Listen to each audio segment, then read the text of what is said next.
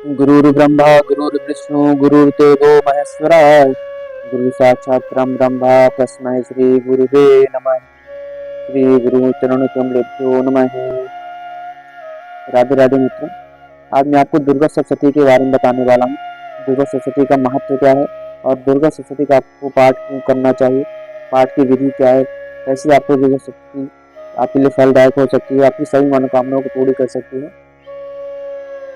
दुर्गा सप्तशती का महत्व और पूजा विधि मैं आपको बताने वाला हूँ। दुर्गा सप्तशती का पाठ करना भक्तों के लिए बहुत शुभ माना गया है। व्यास जी के द्वारा रचित महापुराणों में एक मार्कंडेय पुराण में दुर्गा सप्तशती की रचना की गई है। इसका उद्देश्य मानवों का कल्याण करना है। दुर्गा सप्तशती को शक्ति और उपासना का श्रेष्ठ ग्रंथ माना गया है। दुर्गा सप्तशती में 700 श्लोक और 13 अध्याय हैं। इसे 3 भागों में विभाजित किया गया है, जिन्हें प्रथम चरित्र महाकाली, मध्यम चरित्र महालक्ष्मी तथा उत्तम चरित्र महासरस्वती है। दुर्गा सप्तशती के प्रत्येक चरित्र में 7 देवियों का उल्लेख मिलता है।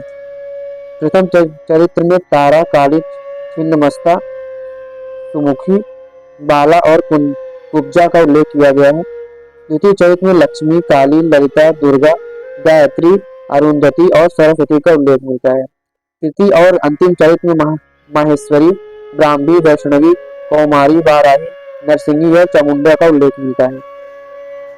मार्कंडेय पुराण में ब्रह्मदेव जी कहते हैं कि जो भी जातक दुर्गा सप्तशती का पाठ करेगा उसे सुख की प्राप्ति होगी। भगवत पुराण में भी ये बात वर्णित है। माँ जगदम्बा का अवतरण श्रेष्ठ मानवों की रक्षा के लिए हुआ है। इसी तरह ऋग्वेद के अनुसार माँ दुर्गा की अर्ध शक्ति और उन्हीं के द्वारा पूरे संसार का संचालन होता है और उनके अलावा इस जगत में कोई अविनाशी नहीं है। प्रथम अध्याय में आपको दुर्गा सप्तशती के 13 जो अध्याय हैं, 13 अध्यायों को करने से आपको किस अध्याय को करने से क्या फल की प्राप्ति होती है, उसके बारे में आपको मैं बताने वाला हूँ।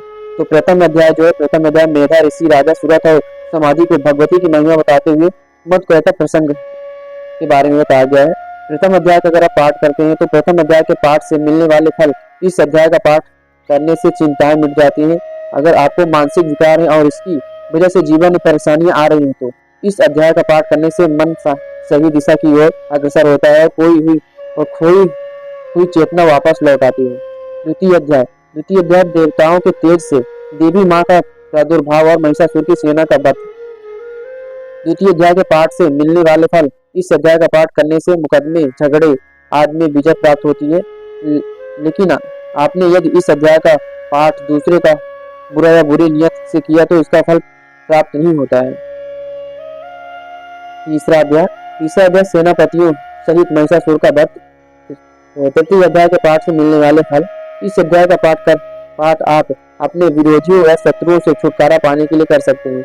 यदि आपके शत्रु बिना कारण बने रहे हों और आपको अपने गुप्त शत्रुओं का पता न चल पा रहा हो तो इस अध्याय का पाठ करना आपके लिए उपयुक्त है। चतुर्थ अध्याय इंद्रादि देवताओं द्वारा देवी माँ की स्तुति। अगर आपको देवी माता की कृपा पानी है, देवी माता को प्रसन्न करना है तो चतुर्थ अध्याय आपके लिए बहुत ही श्रेष्ठ हो सकता है। चतुर्थ अध्याय के पाठ से मिलने वाले फल। इस अध्याय का पाठ उन लोगों के लिए लाभकारी होता है जो भक्ति, शक्ति तथा दर्शन से जुड़ना चाहते हैं। कुल मिलाकर कहा जाए तो इस अध्याय का पाठ करना उनके लिए अच्छा है जो माता की शक्ति, माता की भक्ति और साधना के द्वारा समाज का कल्याण करना चाहते हैं। पंचम अध्याय देवताओं के द्वारा देवी की स्तुति। चंडमुंड के मुख से अंबिका के रूप की प्रशंसा सुनकर शुंभ और उनके पास दूध भेजना और दूध का निराश लौटना। पंचम अध्याय के पाठ से मिलने वाले फल। इस अध्याय का पाठ उन लोगों के इस अध्याय का पाठ उन लोगों के मनोरथ भी पूरा कर सकता है जिनकी मनोकामना कभी पूरी नहीं हुई। इस अध्याय का नियमित पाठ करना बहुत शुभ माना जाता है। षष्ठम अध्याय द्रुमलोचन वध। षष्ठम अध्याय के पाठ से मिलने वाले फल। इस अध्याय का पाठ डर से मुक्ति या किसी बाधा से मुक्ति के लिए करना शुभ होता है। अगर आपकी कुंडली में राहु खराब स्थिति में है या केतु पीड़ित है तो इस अध्याय का जाप करना शुभ होता है। अगर तंत्र, जादू या भूत प्रेत से जुड़ी कोई समस्या है तो इस अध्याय का पाठ करें, आपको इसका विशेष लाभ मिलेगा। सप्तम अध्याय चंडमुंड का वध। सप्तम अध्याय के पाठ से मिलने वाले फल। मनोकामनाओं की पूर्ति के लिए इस अध्याय का पाठ किया जाता है, लेकिन किसी के अहित में यदि आप इस अध्याय का पाठ करते हैं तो आपको बुरे प्रभाव मिल सकते हैं। अष्टम अध्याय रक्त बीज का वध। अष्टम अध्याय के पाठ से मिलने वाले फल। इस अध्याय का पाठ वशीकरण या मिलाप के लिए किया जाता है। वशीकरण गलत तरीके से नहीं बल्कि भलाई के लिए किया जाए, क्योंकि बिछड़ गया हो तो इस अध्याय का कोई बिछड़ गया हो तो इस अध्याय का जप करना असरदायक होता है। अगर आपके परिवार में या फिर आपके फ्रेंड कोई अगर बिछड़ गया हो, कहीं गुम हो गया, कोई पता न चल रहा है, तो आप इस अध्याय का पाठ कर सकते हैं। इससे आपको जरूर लाभ मिलेगा। नवम अध्याय शुंभ हुआ नवम अध्याय विशुंभ का वध। नवम अध्याय के पाठ से मिलने वाले फल। इस अध्याय का पाठ कामनाओं की पूर्ति के लिए, पुत्र प्राप्ति के लिए और कोई भी लोगों की तलाश के लिए किया जाता है। नवम अध्याय शुंभ का वध। दसम अध्याय शुंभ का वध। नौ अध्याय में शुंभ है, यहाँ पे मिस्टेक से शुंभ हो गया है। दसम अध्याय शुंभ का वध।